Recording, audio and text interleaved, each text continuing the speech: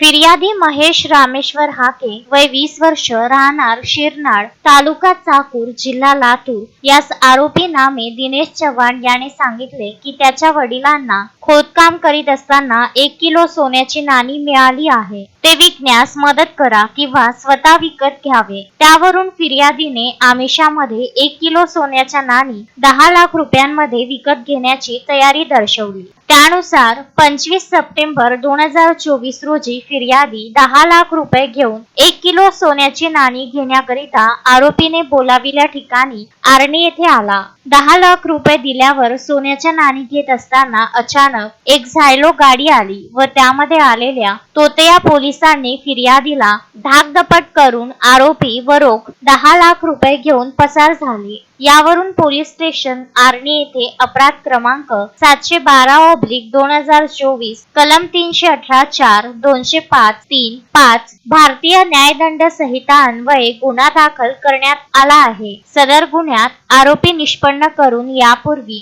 2 आरोपींना अटक करण्यात आली आहे। 28 मार्च 2025 रोजी आरोपी अंकुश उर्फ पंकज राठोड वय 34 वर्ष राहणार पिंपळगाव तालुका पुसद हा त्याच्या गावात असल्याची गोपनीय माहिती मिळाल्याने पोलीस पथकाने त्याचा शोध घेऊन अटक केली आहे। गुन्ह्यात त्याच्या हिस्स्यावर आलेली रोख रक्कम 70,000 रुपये जप्त करण्यात आली आहे। सदरची महत्त्वपूर्ण कार्यवाही कुमार चिंता पोलीस अधीक्षक यवतमाळ यांच्या आदेशाने पियुष जगताप अपर पोलीस अधीक्षक यवतमाळ व चिलुमुला रजनीकांत सहाय्यक पोलीस अधीक्षक तथा उपविभागीय पोलीस अधिकारी दारवा यांच्या मार्गदर्शनाखाली पोलीस निरीक्षक सुधीर नाईक, पोलीस उपनिरीक्षक प्रशांत देशमुख, मनोज चव्हाण, आकाश गावंडे, आकाश पातुरकर यांनी ही कामगिरी पार पाडली।